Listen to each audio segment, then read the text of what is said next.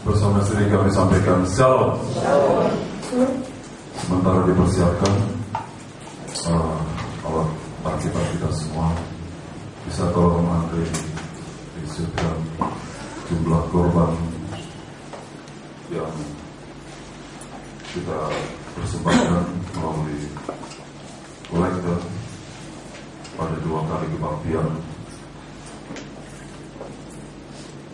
Minggu tanggal 4 966.000, dan kemarin kebaktian Minggu 1.013.000.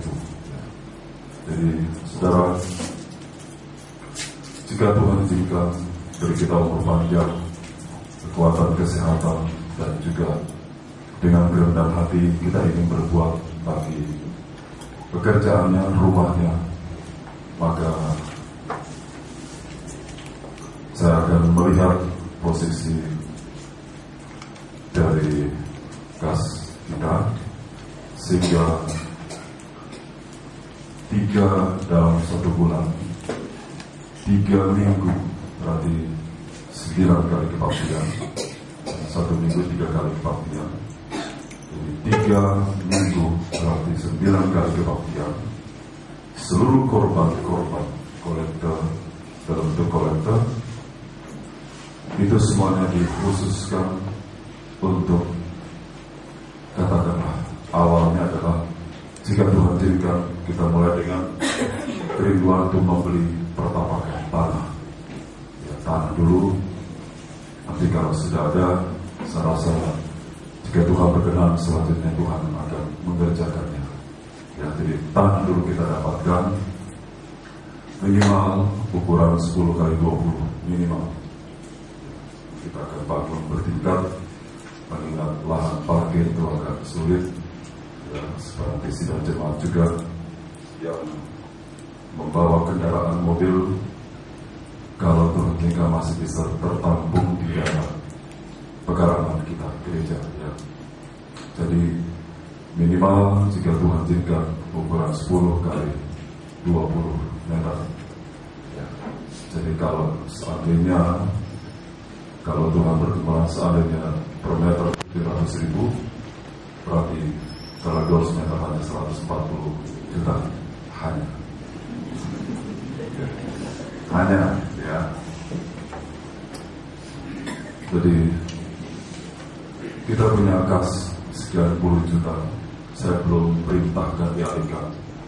Kita mau lebih dulu korban kolektor ini untuk kita fullkan bagi pembelian pertapakan gereja, dan jika Tuhan izinkan selanjutnya, kalau Tuhan izinkan sudah dapat pertapakan, mungkin ada yang korban saya 1 sak semen, tidak apa-apa. Ya, istilah orang kita mainkan. Itu bahasa kita mulai, ya. Kita mulai maksudnya, sebab ya dengan firman bukan hanya orang kita Medan, juga orang nanti apa kita mainkan ini, ya. Kita mulai begitu ya, apa yang ada ya kita susun dan kita mulai. Dan mungkin juga nanti tidak tertutup kemungkinan untuk kita korban tenaga. Ya, jadi mungkin kepala tukangnya 1, anggotanya seluruh jemaat. Di Seattle begitu, kepala tukangnya 1, tukangnya seluruh jemaat. Ya, situ kita ikut membangun. Rumah Allah pun seluruh dibangun oleh bangsa Israel. Ya, Tuhan perintahkan, pungut, kata kita Keluaran pasal 25, pungut bagiku, bagi Tuhan, bukan bagi sekelompok orang, individu, bagi Tuhan. Ukurannya adalah yang tergerak. Itu ukuran, ya. Tidak mengapa ya, sebelum kita masuk kitab Ester, kita baca firman Tuhan. Kita Keluaran pasal 25. Ini ukuran korban, berkorban, ya. Kalau kurban itu berdarah, bernyawa. Tapi kalau korban itu bisa dalam bentuk uang, tenaga, waktu, bisa dalam bentuk kita berdoa. Ya, kita Keluaran pasal 25 ayat ayat 1. Ya, bisa. Demikian firman Tuhan. Petunjuk untuk mendirikan kemah suci mengenai persembahan khusus. Berfirmanlah Tuhan kepada Musa, katakanlah kepada orang Israel, supaya mereka memungut bagiku persembahan khusus dari setiap orang yang terdorong hatinya. Dari setiap orang yang terdorong hatinya. Ya, mari terus. Haruslah kamu pungut persembahan khusus kepadaku itu. Jadi semuanya untuk Tuhan. Semua bagi kemuliaan nama Tuhan. Ya, sekalipun nanti kita menggunakan satu merek organisasi tempat kita bernaung supaya kita legal di hadapan pemerintah. Namun semua yang kita berbuat adalah untuk kemuliaan nama Tuhan. Ukuran korban itu bukan nominal, bukan nilai, tapi ukurannya adalah yang terdorong hatinya. Itu ukurannya. Kalau di dunia sana ukurannya adalah nominalnya, ya, nominalnya, angkanya. Tapi di hadapan Tuhan ukurannya adalah yang terdorong hatinya. Kalau sudah terdorong, ini melampaui nanti nominal itu. Amin. Karena kalau sudah Tuhan yang mengerjakan itu, tidak bisa kita bantu. Ya, jadi ukurannya adalah hati yang terdorong, hati yang tergerak. Seberapa mungkin dia tidak bisa korban harta benda, tapi dia tergerak untuk berdoa, mendoakan rencana pembangunan rumah Tuhan. Itu juga sudah korban dalam bentuk waktu. Ya. Hati ini ingin berbuat, saudara. Dan saya sebagai hamba Tuhan, gembala kecil, pimpinan jemaat, juga lebih dulu untuk berbuat. Ya. Dan saudara kita, itu kerinduan kami. Jika Tuhan izinkan, pergembalaan yang sudah berjalan 8 tahun, ya, 2006 Februari tanggal 19, sekarang sudah 2 bulan depan nanti Februari 2014, sudah 8 tahun. Sudah anak-anak itu sudah bisa berjalan. Semuanya jika Tuhan izinkan. Ya. Yang kedua, lokasi, jika Tuhan izinkan, tidak mendahului Tuhan. Jika Tuhan berkenan, kerinduan itu kita nyatakan sama Tuhan. Lokasinya adalah di antara daerah Stadion Radan sampai ke air bersih. Sekitar itu, Simpang Lima di situ. Kalau mungkin tidak pinggir jalan Singa, tapi agak sedikit masuk, tidak mengapa. Yang penting tidak jauh dari jalan Singa. Itu saya perhatikan adalah titik tengah, karena jemaat Tuhan tersebar di seluruh kota Medan. Ada di Belawan, Helvetia, Sunggal, Pancur Batu ya, Pancur Batu, Amplas, sampai Pakam, dan sampai Siantar. Saya dengan ya, itu juga mempermudah nanti kami menjangkau tempat itu. 2 jemaat, 2 penggembalaan, Siantar dan Medan. Ya, jangan mengatakan, aduh, ini orang Simpang Lima yang kuat berdoanya sampai ditarik ke pindah. Ya, enggak.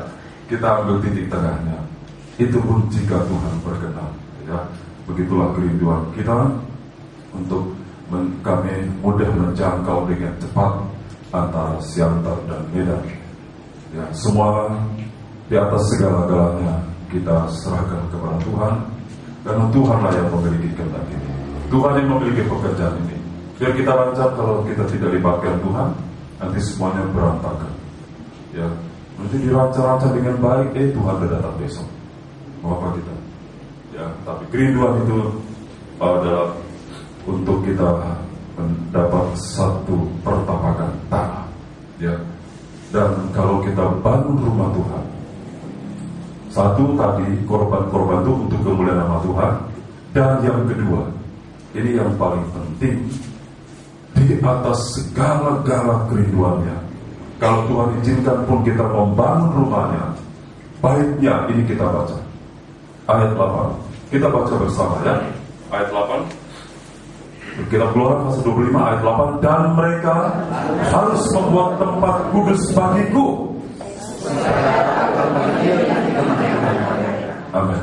Ya, supaya aku diam di tengah-tengah mereka. Apakah dengan ini Tuhan tidak diam? Tuhan diam. Tuhan ada di antara kita. Diam dalam arti kata berkemah, ya, jadi sama-sama berkemah, sama-sama ada di antara kita. Diam dalam arti kata dia tinggal di situ. Ya, apa artinya semuanya kita bangun kalau Tuhan tidak tinggal di situ? Apa artinya gedung yang kita bangun dengan nilai yang begitu mahal jika hadiratnya tidak ada di situ? Tidak ada artinya sama sekali. Ya, jadi kalau kita bangun, jika Tuhan izinkan, Tuhan boleh ada di tengah-tengah kita. Tentu pribadinya itu maha besar. Ya, Salomo saja mengatakan langit yang teratas pun tidak mampu memuat pribadi Tuhan yang maha besar. Tapi minimal hadiratnya itu. Dalam kita menunaikan ibadah berjemaat, Tuhan berhadirat di tengah-tengah kita. Walaupun kita belum melihat pribadinya secara wujud lembaga, namun kita merasakan kehadirannya di tengah-tengah kita.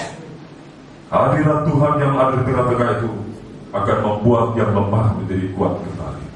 Yang susah akan terhibur, yang mengalami kesesakan akan diberikan kelegaan, dan yang sakit pun kalau Tuhan izinkan disembuhkan.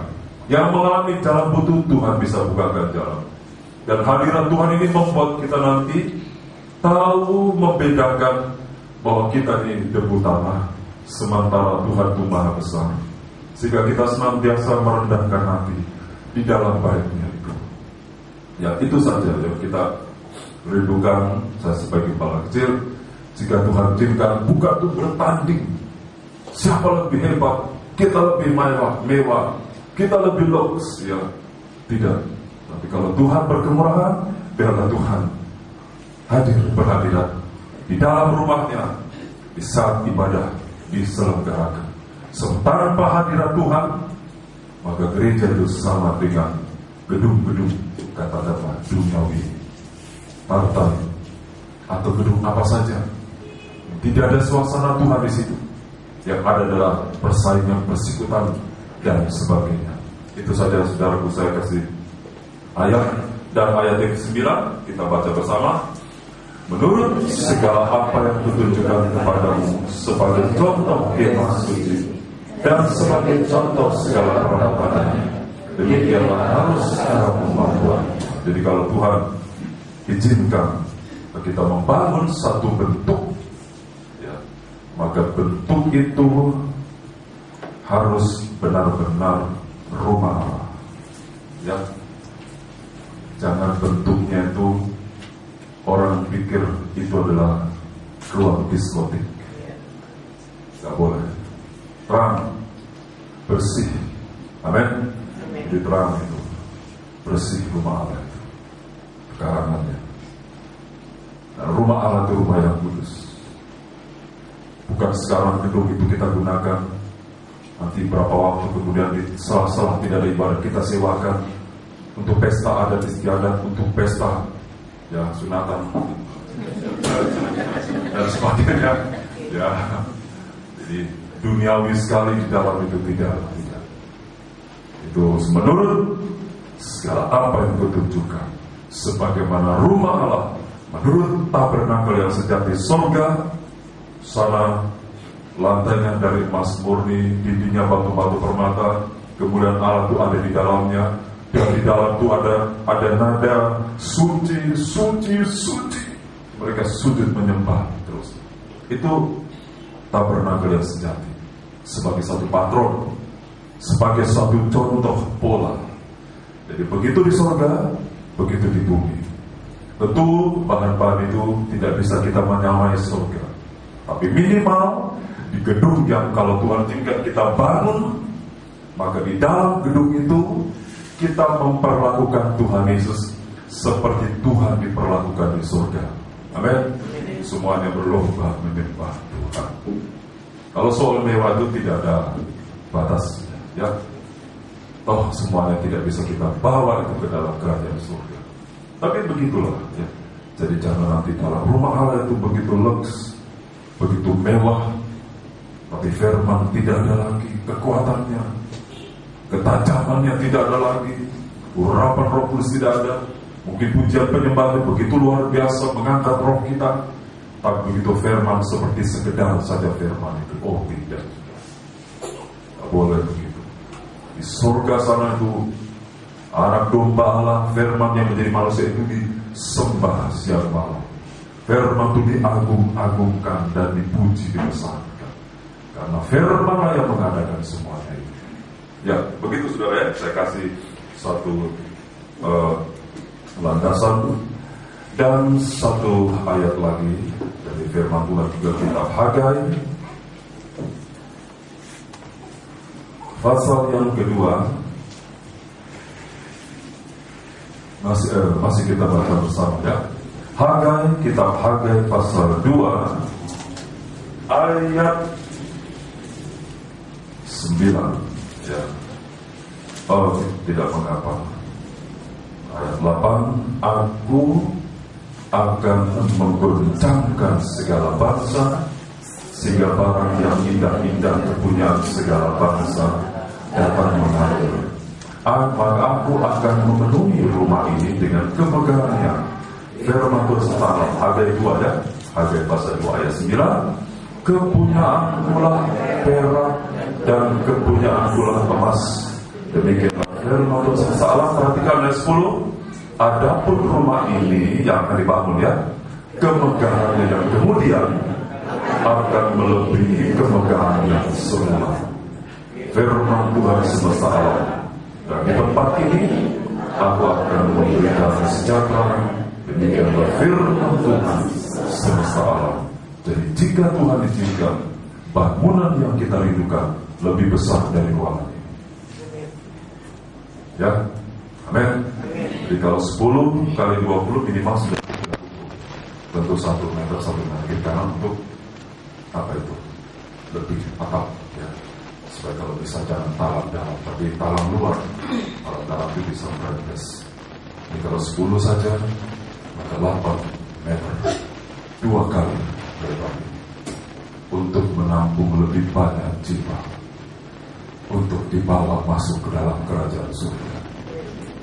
Bukan untuk membesarkan nama kita, tapi untuk memenuhi kerinduan Tuhan. Aku mau supaya jangan seorang pun binasa. Kalau ayat itu kita baca dalam 2 Petrus pasal 3, biarlah kita katakan Tuhan termasuk keluarga Tuhan. Biarlah Tuhan buka jalan, mereka boleh datang sujud menyembah di dalam bait. Ya, begitu saudara. Jadi sampai dengan lokasi, jika Tuhan izinkan, di sekitar itu antara Stadion Teladan apa itu Ramayana itu yang sampai atau di antara situ dengan air bersih, mungkin lewat situ, pokoknya sekitar itulah. Dan ibu bisa lebih cepat menjangkau, karena kami sampai di Medan istirahat sebentar untuk sembahyang. Saya berdiri lagi menyampaikan firman Allah. Terima kasih kepada Tuhan yang sudah menggerakkan saudara. Kita sudah buka untuk kas pembangunan gereja yang baru ya. Jadi saya rasa renovasi ini sudah selesai untuk sementara, sistem sudah selesai dan semua itu difokuskan untuk pembangunan rumah Tuhan atas nama, jika Tuhan izinkan, tanah itu kita beli, bukan nama saya. Kalau bagaimana saya tidak tahu caranya, tapi nama itu adalah Gereja Pantekosta Tabernakel, Jemaat Kristus Bapak. Jadi bukan nama saya, walaupun kita terlibat dalamnya. Apakah itu bisa atau tidak saya tahu, tapi yang jelas jangan nama saya, bukan nama anak saya, tapi nama sidang jemaat Tuhan, supaya kehidupan yang mau berkorban itu tidak ragu. Oh, ini bukan bangun rumahnya pendeta, ini bangun rumah Tuhan untuk tempat ibadah kami bersama-sama. Ya, baik saudara. Begitu baik. Kita akan melanjutkan. Kita doakan ya. Kita melibatkan Tuhan di dalam segala hal yang kita hadapi. Kitab Ester sekali lagi akan dibacakan untuk mengulang sedikit ayat 19 sampai dengan 23. Nanti akan dilanjutkan, saya akan jelaskan juga pada pasal 3 ayat 1 dan 2. Namun untuk mengingat kembali firman Tuhan pada akhir tahun studi kitab Ester, maka kita akan baca kembali ayat 19 sampai dengan 23. Silakan Pak. Kitab Ester pasal 2 ayat 19 sampai dengan 23. Demikian firman Tuhan. Mordekai mengetahui suatu sekongkolan. Selama anak-anak darah dikumpulkan untuk kedua kalinya, Mordekai duduk di pintu gerbang istana raja. Adapun Ester tidak memberitahukan asal-usul dan kebangsaannya seperti diperintahkan kepadanya oleh Mordekai, sebab Ester tetap berbuat menurut perkataan Mordekai, seperti pada waktu ia masih dalam asuhannya. Ya, Mordekai mengetahui satu persekongkolan atau konspirasi, ya, dalam bahasa Inggrisnya. Saudara mengingat sedikit lagi bahwa Ester pasal 2 adalah berita emas, dan berita emas bisa disebutkan menggambarkan gereja Tuhan sebagai satu-satunya terang dunia. Ya, itu Wahyu 1 ayat 21 dan Injil Matius pasal 5 ayat 14. Kamu adalah terang dunia, kamu adalah pelita yang besar sekali, dan terang itu dimulai dari dalam rumah. Kemudian nanti minggu baru saya akan terangkan lagi. Kamu terang dunia dimulai dari rumah, kota, sampai dunia. Kalau sudah dunia itu Wahyu 12 ayat 1 itu mempelai Tuhan bersinar, bermahkotakan 12 bintang, berpakaian dari matahari dan berdiri di atas bulan. Seluruh 3 benda perang itu menyalur mempelai Tuhan. Itu sudah terang dunia. Tapi itu dimulai dari rumah. Jadi dari rumah, kemudian kota, dunia. Ya. Jadi begitu sistemnya. Ya, dari kecil dulu baru berkembang dan berkembang. Karena berita emas juga ya dibentuk sedemikian rupa menyerupai bunga pohon badam. Kelopak untung bunga. Jadi berkembang. Mulai dari rumah, kota, dunia. Ya, dari dalam rumah yang skup yang kecil. Kalau memang dia suami, ya suami sebagai terang di dalam rumah itu. Belajar hidup benar, kudus. Ya, kalau dia istri, yang juga belajar hidup benar. Ya, minimal kita benar untuk diri kita sendiri. Kalau rokok itu tidak benar, rokok itu tidak baik. Itu merusak tubuh. Ya, jadi kalau sudah merusak tubuh berarti tidak baik, itu tidak benar. Ya, nah, sudah dari rumah, kota, dunia. Nah, di sini saudara, Ester menggambarkan sidang jemaat yang penuh dengan Roh Kudus, dan Mordekai itu menggambarkan pribadi Roh Kudus yang selalu menyertai Ester. Ya, sini katakan Ester tetap berbuat menurut perkataan Mordekai. Jadi Ester tetap taat, dikatakan menurut perkataan Mordekai, seperti pada waktu ia masih dalam asuhannya. Ya, jadi Ester itu menggambarkan sidang jemaat, Mordekai menggambarkan pribadi Roh Kudus. Kita sejak lahir baru sampai hari ini, seperti Ester sudah jadi ratu, atau sekarang kita sudah diberkati, tetap kita harus taat kepada Roh Kudus. Taat kepada Roh Kudus, ya taat kepada firman ini. Karena Roh Kudus itu dia berbicara melalui firman ini. Ya, kita baca saudara. Injil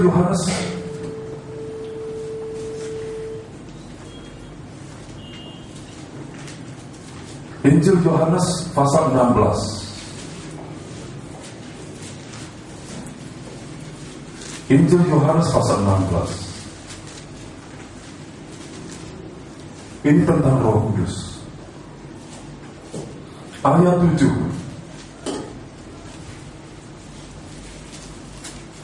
Ya, Injil Yohanes pasal 16 ayat 7. Demikian firman Tuhan. Namun benar yang kukatakan ini kepadamu adalah lebih berguna bagi kamu jika aku pergi, sebab jikalau aku tidak pergi, penghibur itu tidak akan datang kepadamu. Tetapi jikalau aku pergi, aku akan mengutus dia kepadamu. Ya, itulah Roh Kudus. Ya, itu Roh Kudus. Ayat 13. Ya, ayat 13. Tetapi apabila ia datang, yaitu Roh kebenaran. Roh Kudus disebut Roh kebenaran. Taruh tanda saudara.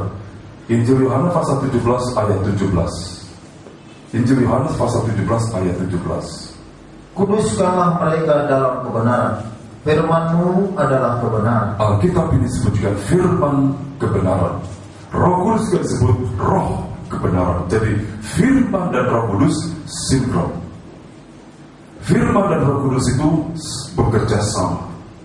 Ada Roh Kudus juga disebut Roh kebenaran. Firman juga disebut kebenaran ilahi. Jadi taat kepada Roh Kudus sama dengan taat kepada firman-Nya. Ya, saudara, kalau saudara kita mau tahu apakah tindakan saya ini dorongan dari Roh Kudus, apakah yang saya dengar ini suara Roh Kudus atau tidak? Karena ada suara, ada Roh Kudus, ada roh iblis, ada roh kita. Ya, dan ini sama-sama bisa berbicara.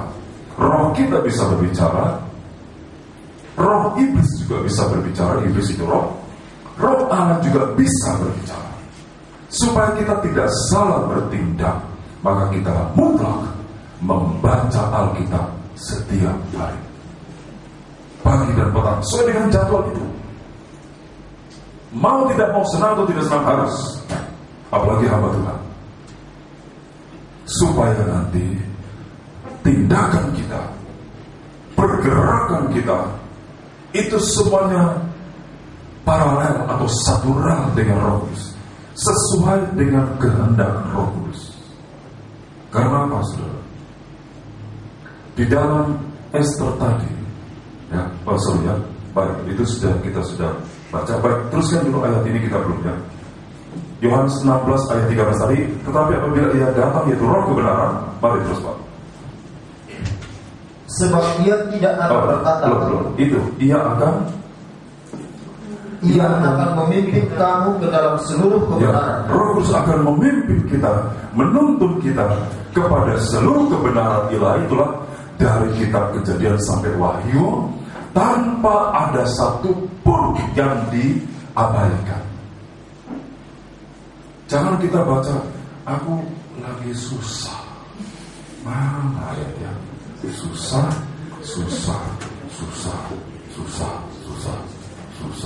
Tidak ada. Ya, apa kata Tuhan hari ini?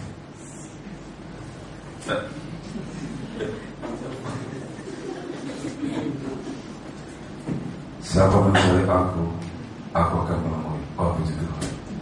Ini jangan, itu bukan tuntunan Roh Kudus, ya. Tidak ada lagi. Apa ini? Burung nasar, membayar nasar, bayar. Sebab dia memang suka, tapi tidak pernah ditepati. Ya. Udah segantung diri. Ini bukan seluruh kebenaran. Ada yang dia baca, ada yang dia suka, ada yang dia tidak baca. Tapi kalau Roh Kudus memimpin kepada seluruh kebenaran, terserah. Kalau saudara mau baca ayat-ayat lain, terserah. Aku suka Mazmur, boleh. Tapi jadwal pagi dan malam tidak boleh terlewatkan.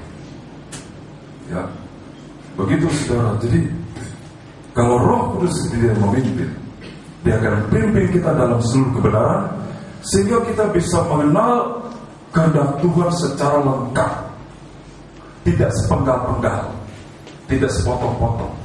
Kalau sepotong-potong nanti bisa tersesat. Saksi Jehovah itu selalu bersaksi hanya bagian-bagian tertentu. Betul? Tidak pernah dianjurkan kita baca di kitab Kejadian sampai Wahyu. Tidak pernah itu. Hanya ayat-ayat tertentu yang dia baca. Yang lain dia baca. Itu kalau kita tidak mau dipimpin Roh Kudus membaca kitab dari Kejadian sampai Wahyu dengan jadwal pembacaan 1 tahun, kita bisa tersesat nanti. Karena itu bukan cara Roh Kudus. Mari kita kembali lagi saudara ya. Yohanes 16 tadi. Dia akan memimpin kamu ke dalam seluruh kebenaran. Terus Pak, sebab ia tidak akan berkata-kata dari dirinya. Roh Kudus tidak akan berkata-kata dari dirinya, dari kemauan sendiri, walaupun dia juga pribadi Allah yang ketiga. Terus, tetapi segala sesuatu yang didengarnya, itulah yang akan dikatakannya, dan ia akan memberitakan kepadamu hal-hal yang akan datang. Ya, 14 yang akan datang ya. Nanti baru kita akan masuk kepada Esther. Apakah akan datang itu hal yang sukacita atau hal-hal yang berbahaya sekalipun, Roh Kudus akan buka semuanya itu. Mari terus ayat 14. Ia akan memuliakan, Roh Kudus akan memuliakan Yesus. Jadi orang yang penuh Roh Kudus nanti tidak akan memuliakan dirinya sendiri. Tidak akan. Tidak. Itu jauh dari kita. Itu bukan tabiatnya. Lebih dia dipenuhkan Roh Kudus, lebih lagi dia memuliakan nama Tuhan. Apa saja yang dikerjakan adalah untuk kemuliaan nama Tuhan Yesus. Kalaupun dikatakan, khotbahmu bagus, itu karena Tuhan. Tuhanlah yang memberikan aku hikmat. Ya, kamu diberkati, ya itu karena Tuhan aja. Saya tidak ada apa-apanya. Ia akan memuliakan aku. Jadi kalau Roh Kudus dia masuk ke dalam hati kita, Roh Kudus akan mendorong roh kita untuk memuliakan nama Tuhan Yesus, menyembah Tuhan. Mari terus. Sebab ia akan memberitakan kepadamu apa yang diterimanya daripadaku. Ya, apa yang diterimanya daripada Tuhan. Ya, mari saudara kita kembali ke Esther pasal yang kedua. Jadi sampai Esther ini nubuatan bayangan ya, perjanjian baru. Dari Esther masih yang dipiatu, diambil, diasuh sampai sudah menjadi ratu. Esther tetap taat kepada Mordekai. Bukan sidang jemaat, apakah dia anggota jemaat dari awal pertobatan, dari tidak punya apa-apa sampai sekarang dipakai, diberkati, tetap bergantung kepada Roh Kudus. Karena kita baca ya ayat 21, Esther pasal 2 ayat 21. Pada waktu itu, ketika Mordekai duduk di pintu gerbang istana raja, sakit hatilah Bigtan dan Teres, 2 orang sida-sida raja yang termasuk golongan penjaga pintu. Ya. Lalu beristighfarlah mereka untuk membunuh Raja Ahasuerus. Ya, mengadakan satu kudeta. Kalau sampai Ahasuerus dibunuh juga istrinya. Itu begitu, raja mati, ratu mati. Presiden ditangkap, kalau kudeta, ya istrinya kena, anak-anaknya kena. Itu merembet. Dan itu nanti bisa goncang pemerintahan itu. Karena raja itu adalah pemegang pucuk pemerintahan. Tidak ada satu ingin mengadakan satu kudeta. Ya, saya belum bicara kepada persoalan negara. Tapi saudara, di sini kita bisa lihat yang mengetahui rencana jahat dari Bigtan dan Teres itu terungkap oleh Mordekai. Jadi kita harus dekat dengan Roh Kudus, baca Alkitab, setia ibadah, karena kita tidak tahu apa yang ada dalam hati manusia. Tidak ada yang tahu, hanya Roh Kudus yang tahu, hanya Tuhan yang tahu. Kita harus semuanya baik. Kalau saudara seorang pimpinan, kalau saudara seorang bos, kalau saudara seorang atasan, anak buah itu baik-baik semuanya. Tapi yang tahu hati adalah Tuhan. Jangan terlalu percaya sampai lupa mempercayakan sesuatu kepada Tuhan. Aku percayakan semuanya ini kepada Satpam gitu, ya baik. Tapi dia lupa berdoa. Kalau Satpamnya anak Tuhan, tidak apa-apa. Begitu terkadang kita lebih mengandalkan kepada manusia. Kita lupa Tuhan itu yang mengetahui segala hati manusia. Begitu juga dengan kita. Negara kita aman, negara kita tentram, puji Tuhan. Tapi saudara dan saya tidak tahu kalau ada gerakan-gerakan tertentu yang ingin membalikkan Pancasila, dasar negara ini, ke satu kelompok. Dan kalau sampai itu terjadi, maka semua orang Kristen, semua pendeta akan dipancung kepalanya.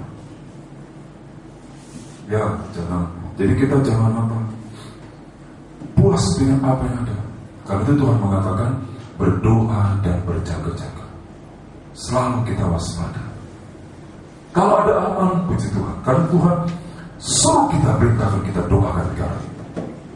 Bayangkan kalau tahun 65 kehendak sekelompok itu untuk membalikkan, untuk merubah dasar negara dari Pancasila ke komunis, bagaimana kita? Apa dari habis kita semuanya? Apa tidak disiksa kita semuanya? Apa kepala pendeta akan putuskan semuanya? Apa ada kacau itu? Dan kalau sudah kacau, istilahnya apa? Chaos dalam bahasa Inggris.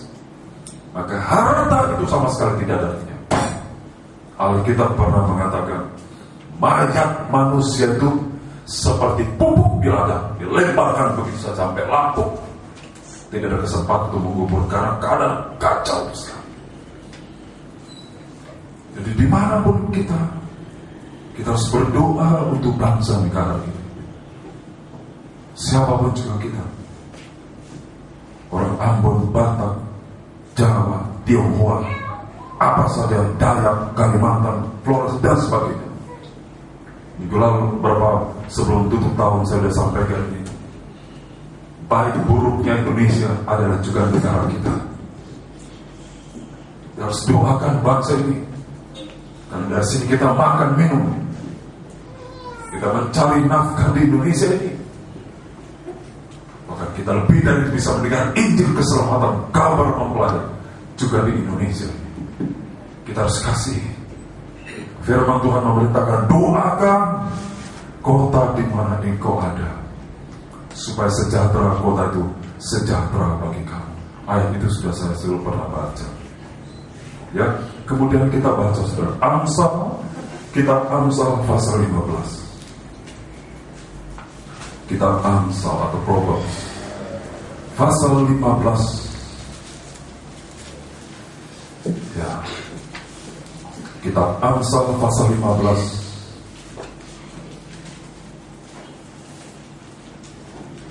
Ayat 3. Mungkin bahasa Inggris tidak mengapa.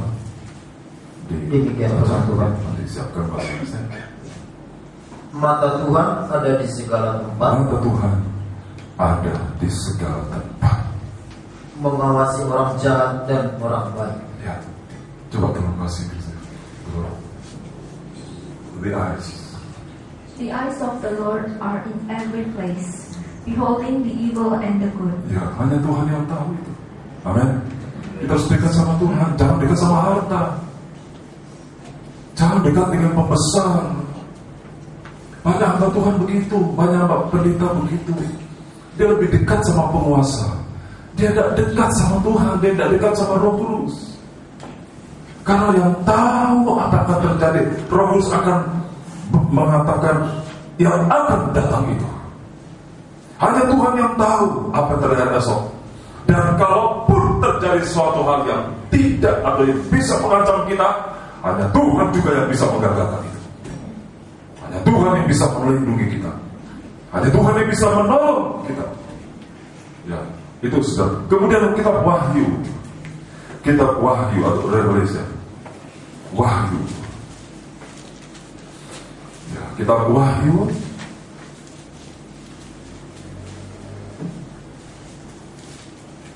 Pasal 5. Ya, bahasa Inggris tidak mengapa. Ayat 6. Ayat 6. Wahyu pasal 5 ayat 6.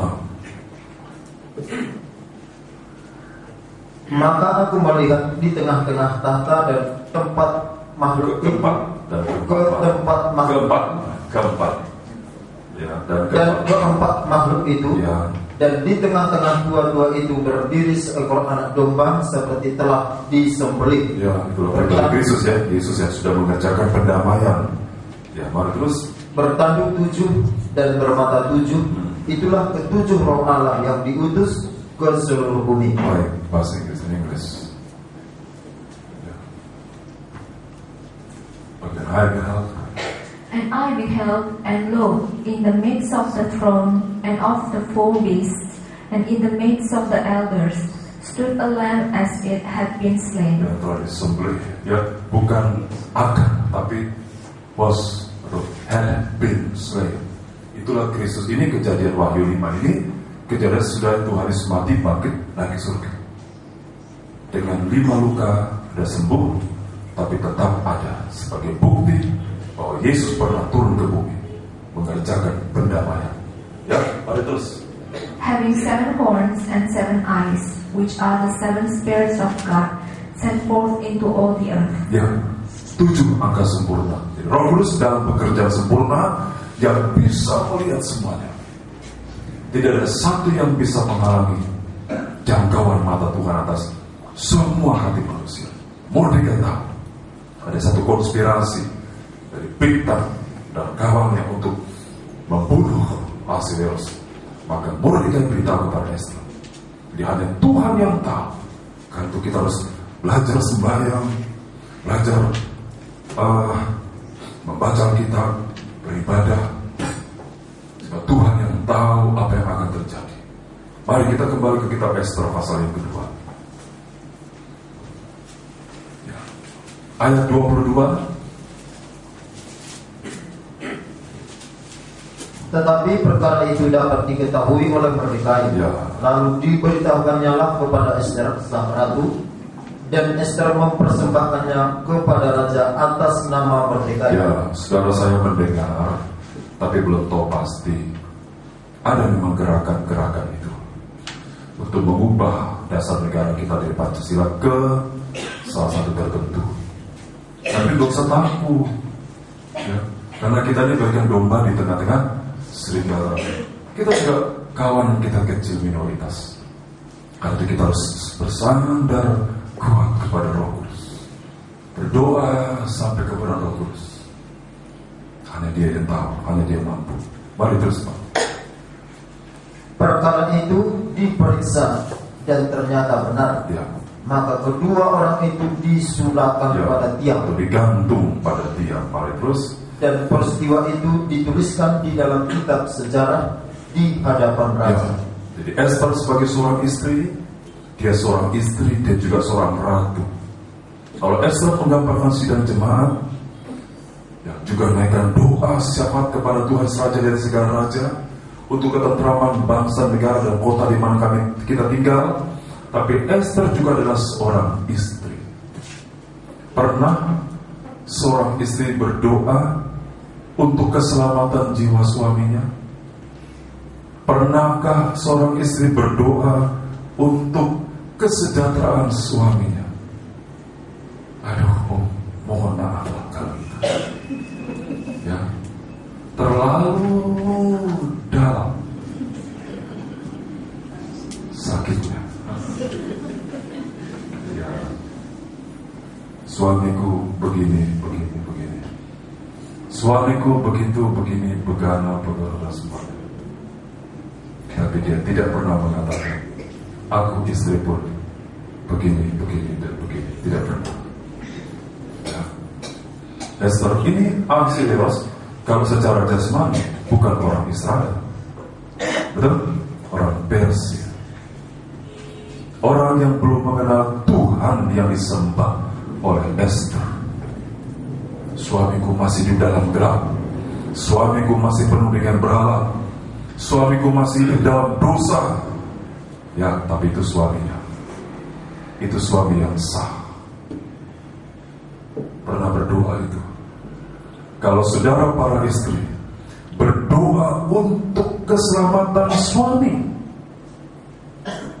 walaupun saudara dalam keadaan yang seringkali dirugikan, tapi saudara ingat firman Tuhan dari hati yang mengasihi Tuhan.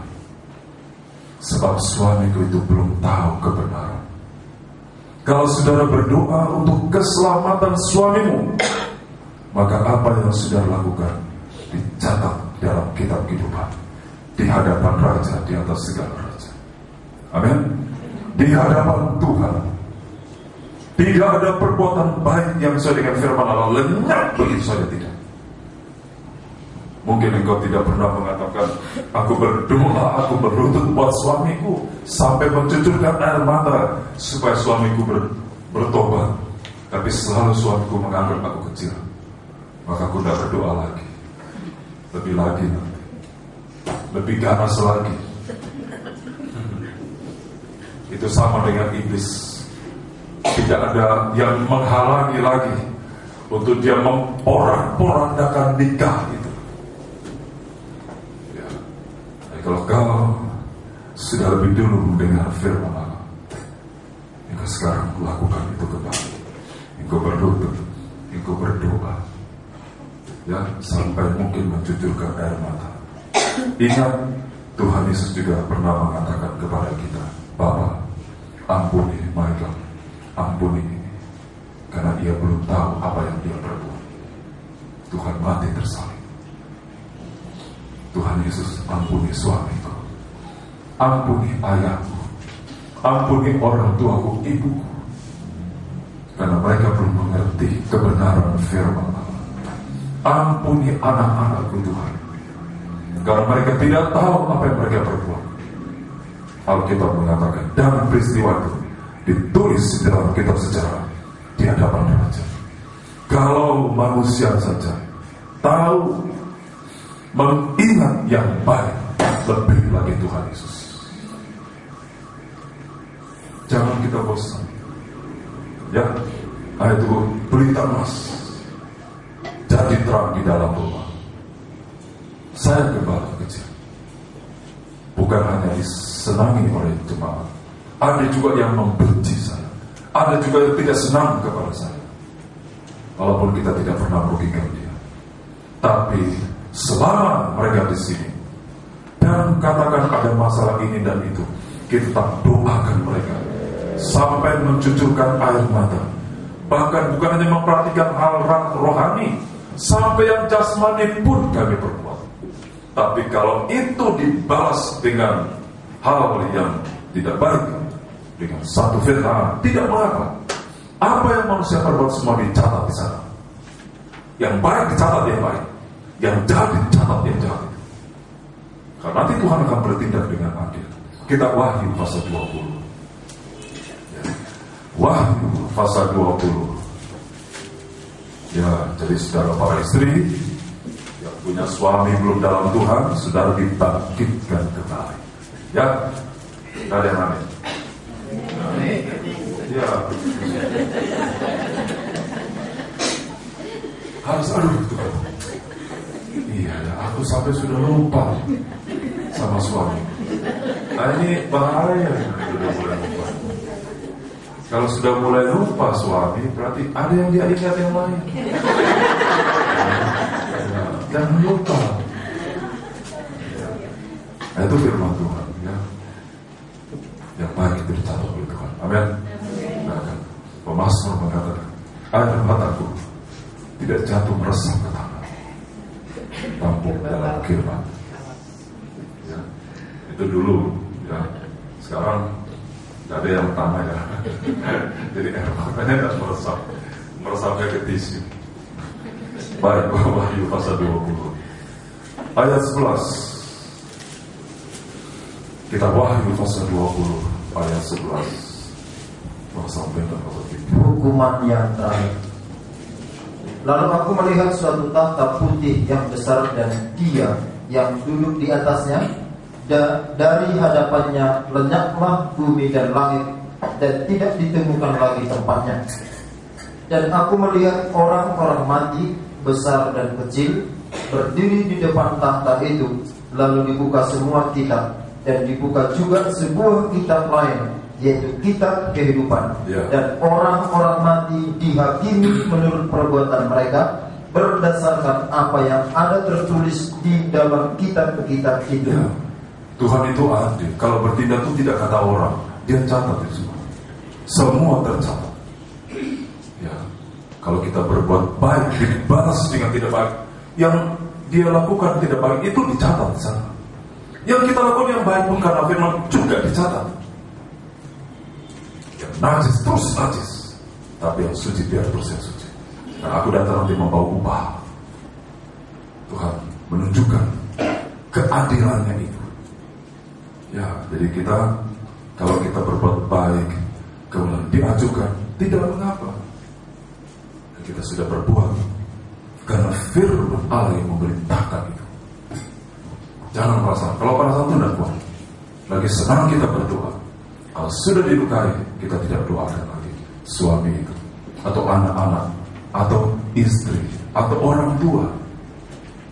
Esther, dia mengasihi suaminya, walaupun suaminya bukan suami di dalam Tuhan. Nanti dari perbuatan baik Esther ini, suaminya akan mengasihi Esther. Satu ayat lagi sebelum kita masuk ke pasal 3 sebagai penutup. 1 Petrus pasal yang keempat, 1 Petrus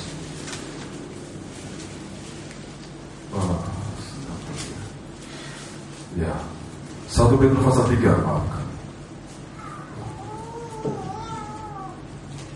Ayat 1. Hidup bersama suami istri. Demikian juga kamu, hai istri-istri, tunduklah kepada suamimu, supaya jika ada di antara mereka yang tidak taat kepada firman, mereka juga tanpa perkataan dimenangkan oleh kelakuan istrinya. Kalau tanpa perkataan, berarti banyak sembahyang. Ya, berkata-kata itu sama Tuhan dalam doa sembahyang. Jadi kalau di dalam menghadapi suami, kata-kata yang keluar itu kata-kata yang menjadi berkat.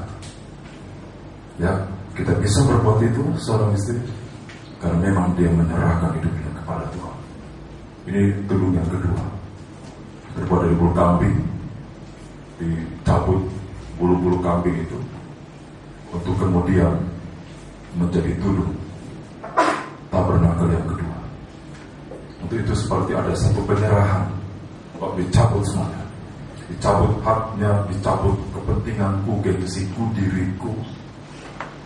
Karena istri itu sudah masuk dalam nikah.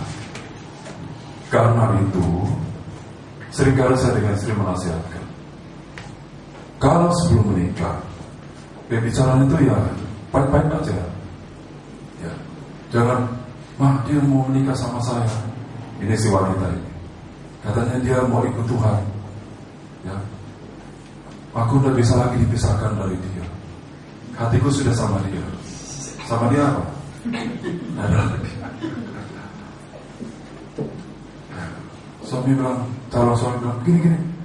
Karena takut kehilangan calon suaminya, maka dia ikuti apa yang dimaukan oleh calon suaminya. Jangan sebelum menikah yang memegang kunci itu ada di tangan seorang wanita. Tapi jangan begini, cabut aku ya. Tidak usah, yang biasa-biasa.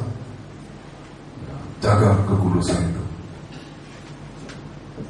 supaya nanti saudara menikah nanti di dalam Tuhan. Jadi calon istri itu pegang. Atau saya dengan istri saya utarakan cinta, saya mencintai kamu. Saya tunggulah 2 tahun lagi. Coba kalau saya marah-marah, gak jadi. Jadi saya harus tunggu, karena saya butuh. Ya, jangan, ya, aku cinta kamu. Ya, tunggulah, nanti jam 8 malam saya jauh. Cepat kali, takut kehilangan. Saya bilang, tunggu, saya mulai dulu. Ya, dia perhatikan saya. Wah, ini bisa. Bukan sehari 2 hari, 2 tahun. 2 tahun. Baru diterima lamaran saya. Lalu ya sudah jadi. Jadi sehingga waktu masuk dalam nikah, semua sudah dalam pertimbangan yang matang. Lebih dari itu sudah berdoa lebih dulu. Ya, Sehingga nanti kalau masuk dalam nikah, perintah firman Allah ini seorang istri dapat lakukan. Oleh karena dia sebelum menikah dia sudah berdoa lebih dulu. Kalau tidak, enak saja Tuhan. Masa aku harus diam pada dari pagi sampai malam dia bicara terus. Tapi itulah, kalau mau lihat nanti nikah itu sejahtera baik, diselamatkan, Alkitab mengatakan tanpa banyak perkataan, berarti dia banyak sembahyang, maka suami itu bisa dimenangkan, dirubah oleh Tuhan. Ya, ayat 2. Jika mereka suami itu melihat bagaimana murni dan salehnya hidup istri mereka itu, murni tanpa campuran, hatinya itu murni, dia hanya mencintai suami, tidak ada murni, dan saleh berarti bersungguh-sungguh dalam beribadah. Betapa suci, betapa murni dan salehnya seorang istri itu hidup. Karena itu pulang kebaktiannya pulang, ya, jangan pulang. Nanti kita kumpul ya di Taman Merdeka, lapangan Merdeka. Kita makan di nelayan. Jadi para janda semuanya makan semuanya. Wah, kalau saya ketemu saya bilang pulang semuanya. Iya. Kenapa? Nanti dibicarakan suami-suaminya. Suamiku memang gak kenal aku. Kalau suamiku kenal aku tapi dia perlakukan tidak, itu aja dibicarakan. Sampai nanti rekeningnya naik itu, gak sadar. Kalau sambil marah, sambil makan itu. Jadi tidak boleh pulang-pulang. Ya, jadi mungkin ada yang harus diselesaikan. Ya, jangan gerombol, tidak boleh. Ada suami di rumah, ada istri, ada anak-anak, ada rumah yang harus diperhatikan. Jangan sampai udah suntuk, saya mau beribadah dari pagi sampai malam. Itu pelarian. Nanti sesi pertama dia di situ. Ganti sesi kedua, kembali lihat. Wah, luar biasa ibu. Sampai sesi kedua pun tidak pulang, ada di situ. Sesi ketiga di situ dia. Ini setia sekali Bu. Sesi keempat masih di situ sampai malam. Enggak tanya kenapa ribut di rumah. Tidak boleh. Itu berarti tidak salah dalam beribadah. Jangan satu minggu itu pas hari Minggu 7 kebaktian dihabis habiskan semua. Nanti Senin, Selasa, Rabu, Sabtu tinggal di lapangan satu ke lapangan yang lain. Dari gede satu ke gede lain. Nah, itu tidak tertib itu namanya. Kita ada jadwal ibadah. Minggu, Senin, Kamis. Jam-jam itu sudah tepat mulai, tepat selesai. Supaya nanti yang nunggu di rumah tuh tahu ini jam sekian Mama datang. Ya, jam berapa Mama datang? Tahu kemarin jam 1 pagi. Tidak tentu. Bagaimana suami mau dimenangkan begitu? Nanti dipikir suaminya, kamu karena kepala mau tampan itu ya. Jadi kamu pulang-pulang. Ya mungkin sudah tertawa, tapi saya serius. Karena ini banyak ya. Nggak mau pulang. Karena itu istri saya ada di sini. Jadi kalau lama lihat saya sembunyi. Ya istri saya. Gitu ya. Jadi kita harus suci. Mereka melihat, suami melihat betapa suci, murni dan saleh, betapa sungguh-sungguh beribadah. Kalau dulu sering banyak berkata-kata, rubahlah banyak berkata sambil cuci piring. Kasih Yesus sungguh indah di dalam hidupku ini. Taruh di hati. Sungguh manis. Ya ada golkan itu kelas. ketika Anda memuji Tuhan, hati yang gembira adalah bobot sampai batin Tuhan sembuhkan. Ahasiweros, orang kafir, Ester anak Tuhan, tapi hatinya mencintai Ahasiweros karena Tuhan yang menyatukan. Kalau saudara tidak senang sekarang dengan suamimu, bukankah waktu awal saudara senang dengan suami? Kenapa saudara tidak ingat itu? Ini kitab Ester, ini studi. Saya juga begitu. Saya cinta Tuhan, saya cinta istri saya cinta anak saya cinta kawan dulu. Kita harus suci dan saleh, supaya apa-apa yang kita berbuat itu dicatat di hadapan Rabbis, di atas segala macam yang berakhir. Habisnya dan sampai sini. Di minggu depan pasal 3 ya. Mari kita bangkit berdiri. Kita harus tepat ya. Masih ada keluarga kita di rumah. Kita harus perhatikan. Lebih kita sungguh-sungguh, lebih kita memperhatikan ini rumah tangga kita.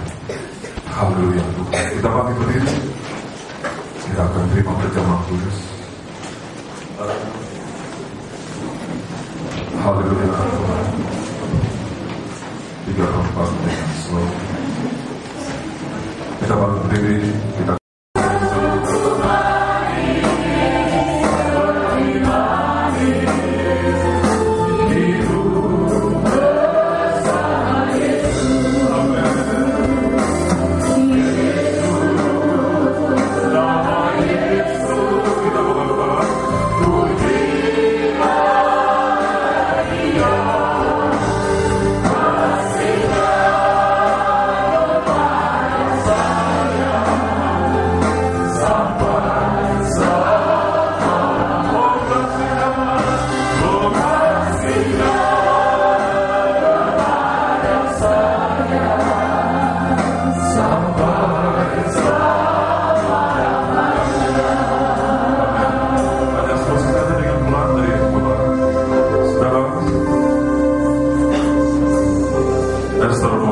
suaminya,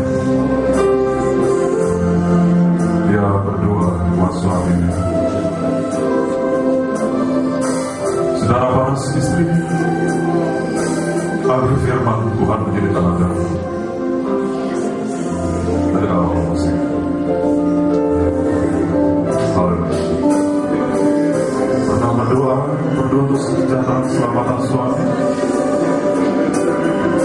Pernah berdoakan untuk keselamatan orang tuamu, untuk adik-adik, untuk keluarga, untuk anak-anak. Segala perbuatan baik itu dicatat di dalam kerajaan surga. Haleluya. Haleluya.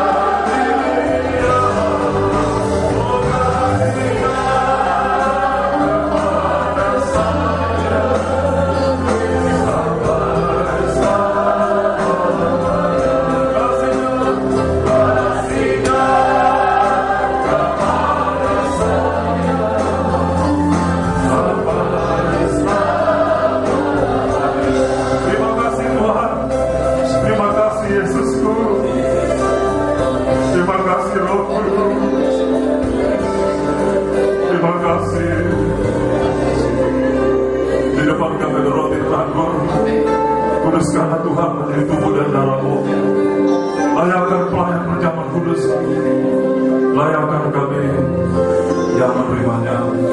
Sidang cepat menikah dengan firman dari handphone dan video streaming. Jika di tangan-tangan mereka ada roti anggur, kuduskanlah Tuhan dalam nama Tuhan Yesus menjadi tubuh dan darah.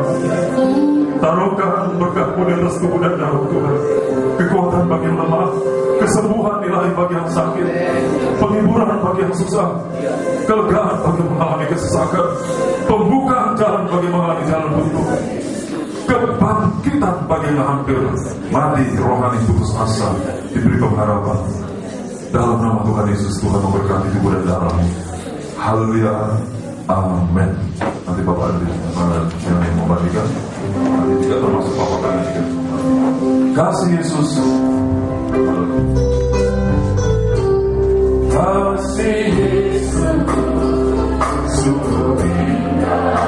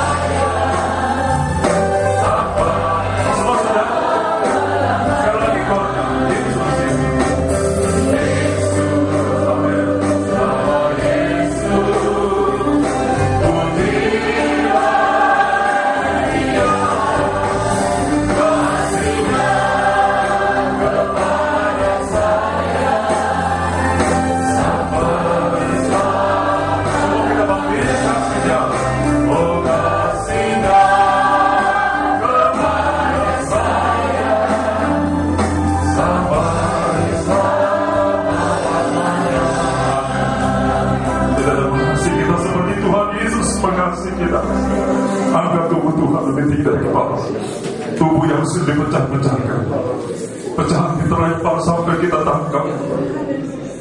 Dalam kekurangan kelemahan tubuh ini, kita pegang tubuhnya Tuhan. Tubuh yang kuat, tubuh yang suci, tubuh yang kudus, tubuh yang mampu menanggung segala kelemahan dan penyakit. Ya Allah, ya Allah, ya Allah, ya Allah,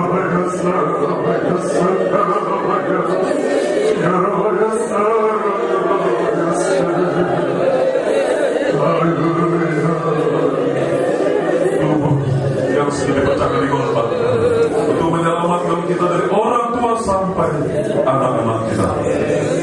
Dengarkan firman Tuhan dan aminkan. Sebab apa yang telah kutuliskan kepadamu telah aku terima dari Tuhan, yaitu bahwa Tuhan Yesus pada malam waktu diserahkan mengambil roti, dan setelah itu ia mengucap syukur atasnya. Ia memecah-pecahkan dan berkata, inilah tubuhku, haleluya, yang diserahkan bagi kamu. Perbuatlah ini menjadi peringatan akan aku. Kita semua percaya pada tubuhnya Kristus. Amin. Amin. Kita makan bersama demi nama Tuhan Yesus. Amin. Haleluya. Yakin walaupun belum melihat. Haleluya. Angkat cawan Tuhan beri dari kepala.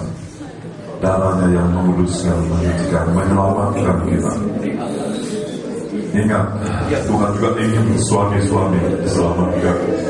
Tuhan juga ingin orang tua, anak-anak, selamat.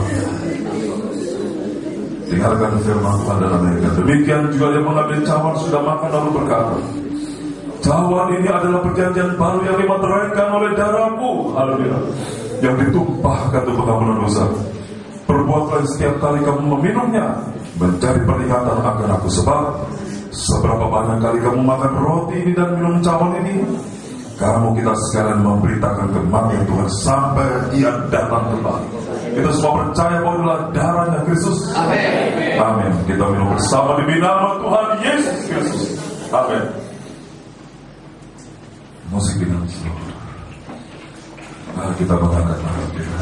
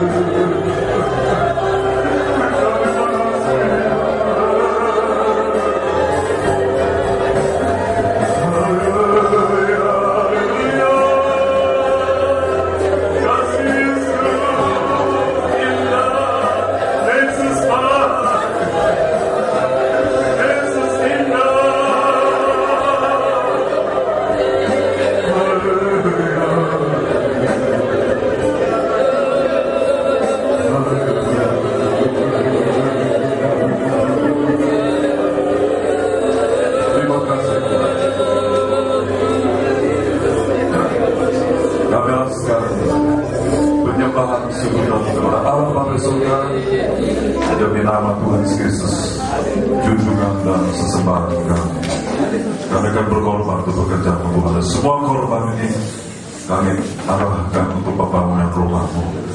Lebih dulu kami rindu membeli pertapakan gereja.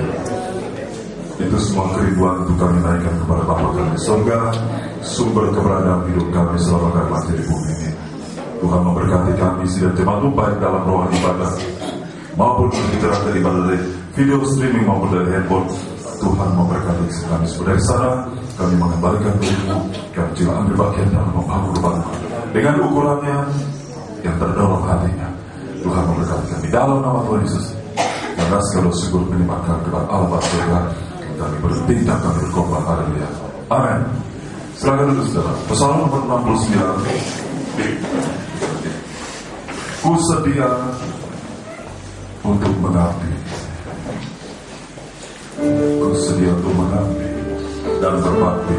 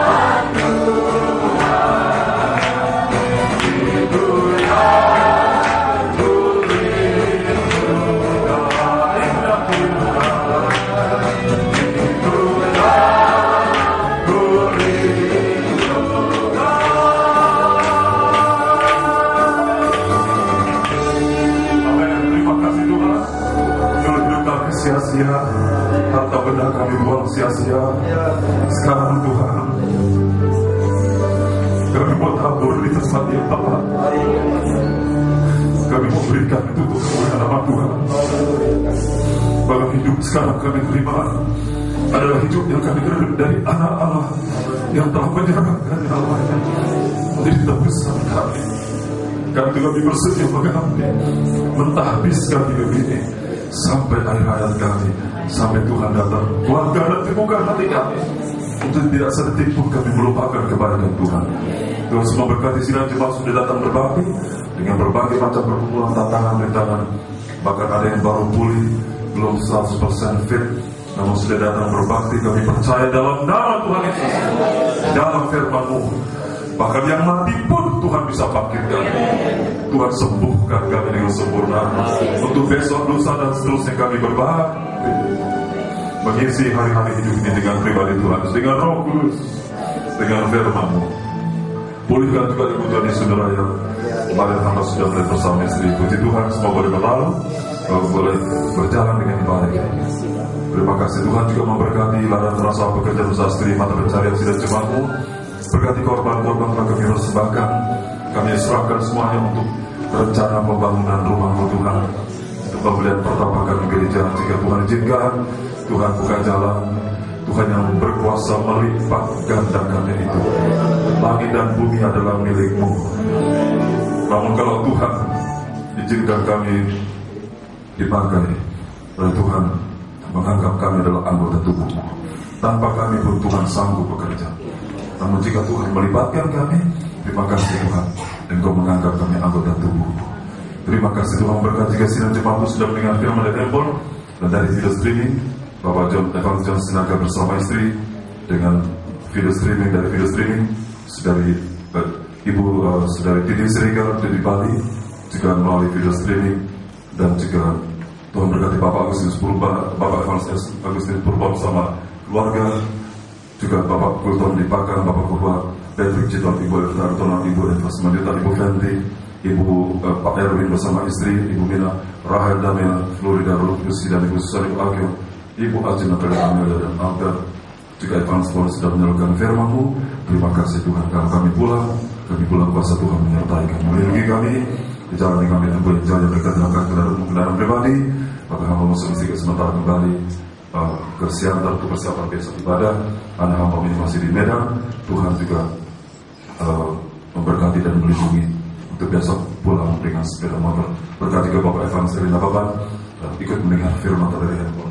Berkati kami semua, tidak mampu satu persatu hamba tutulkan Tuhan, tapi Tuhan yang tahu apa yang tersirat, tercetus dalam hati kami. Jika itu izin Tuhan berkuasa untuk membukakan jalan. Berkati bangsa, negara, dan kota di mana kami tinggal. Karuniakan Tuhan kami keterangan dari sejahtera itu bangsa kami, kota kami, dari sejahtera kami. Gagalkan setiap niat jahat orang fasik yang mau membalikan arah negara ini dalam nama Tuhan Yesus. Jangan hancurkan pekerjaan iblis. Jangan Yesus berkuasa menggagalkan dia. Haleluya, sehingga tidak ada satu kekuatan yang dapat menghalangi umat ketebusan di Indonesia ini untuk berbakti dan beribadah, mentahbiskan jemaatnya Tuhan Yesus. Dan Tuhan adalah Raja segala Raja yang membuka jalan. Terima kasih. Bahkan penyakit pun tidak bisa menghalangi kami berbakti, mengabdi kepada Tuhan, berkuasa selalu menyembuhkan. Berkati anak kami, bekerja Rasul semuanya. Berkati ibunya Mira di tempat ini, berkati gedung yang kami berguna beribadah. Akhirnya kasih pulang dengan berkat dari Allah Bapa. Kita kasih dari para anak tinggal ikut serta anak penyertaan kuasa Roh Kudus menyertai kita senantiasa. Dan juga memberkati sidang jemaat untuk mendengar firman dari handphone dan video streaming. Manapun sudah berada, Tuhan berkati sama seperti kami di sini. Tuhan berkati hamba kita Ferdinand di Manis Mata, Kalimantan. Berkati juga hamba kita Daily di Palembang, di dalam kerjasama dengan hamba-Mu Bapak Evan Setiawan Sinaga. Berkati ke Pos di Pekanbaru. Tuhan berkati kami semua dalam nama Tuhan Yesus. Hamba segala berkat tutup pada malam hari. Haleluya, amin. Selamat untuk berkati. Shalom.